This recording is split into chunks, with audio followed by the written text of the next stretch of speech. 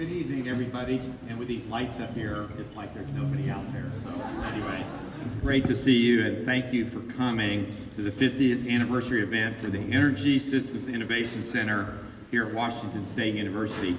As I was preparing my remarks, I was thinking a little bit about Washington State University and our role as Washington's land-grant university.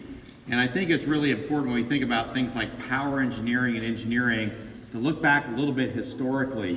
It turns out, I looked up today, we were founded in 1890 and had 4 academic programs when we were founded: agriculture, engineering, or 3, I'm sorry, agriculture, engineering, and domestic science. Our original name, and it won't fit on a football helmet anymore, was the Agricultural College, Experiment Station, and School of Science of the state of Washington.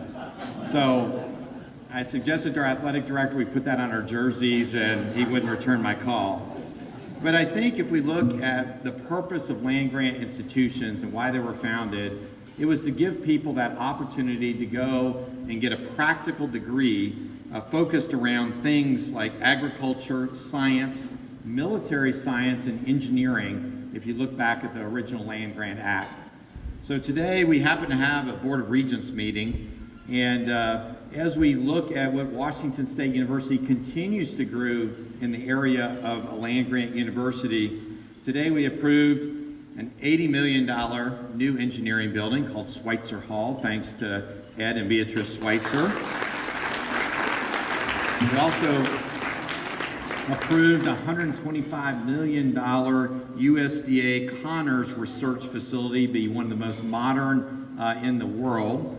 We approved a $10 million renovation to the Knott Dairy to make sure that we're training that next generation of agricultural scientists.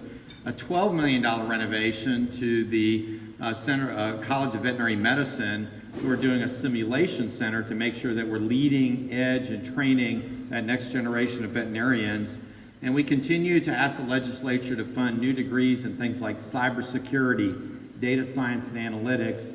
And that includes faculty and tenure-track faculty lines coming back to WSU, coming back to the School of Electrical Engineering, Computer Science, and helping us continue to move ahead.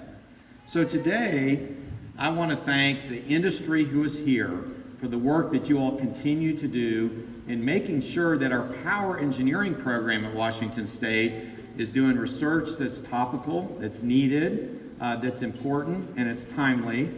And you know, of course, we can always find people say that's a great idea, but you all are opening up your checkbooks, you're making sure that we have the resources that we need for our faculty, staff, and students to do the work that's so important.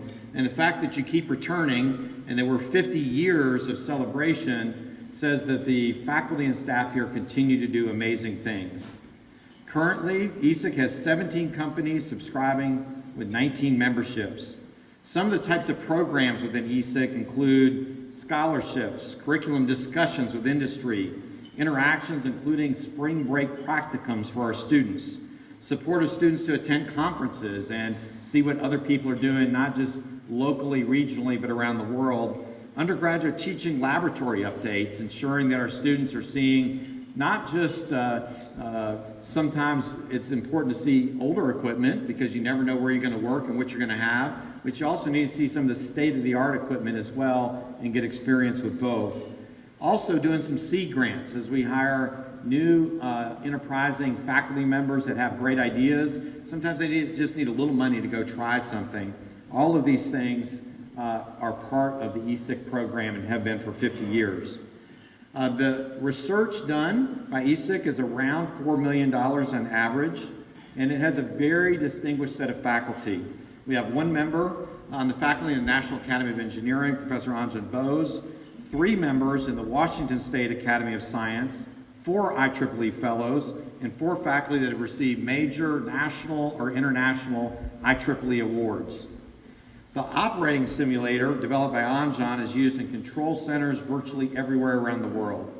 The UI Assist project led by Noel helped find ways to provide electricity to remote villages in India. And then the oscillation monitoring tools developed by Manny and his colleagues are used in many countries.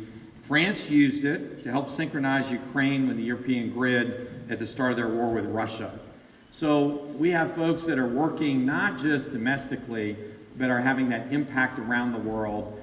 Talk about a land-grant university, it's not just domestically, it's making sure that we're doing things that are making a difference to rural and underserved communities on a global scale.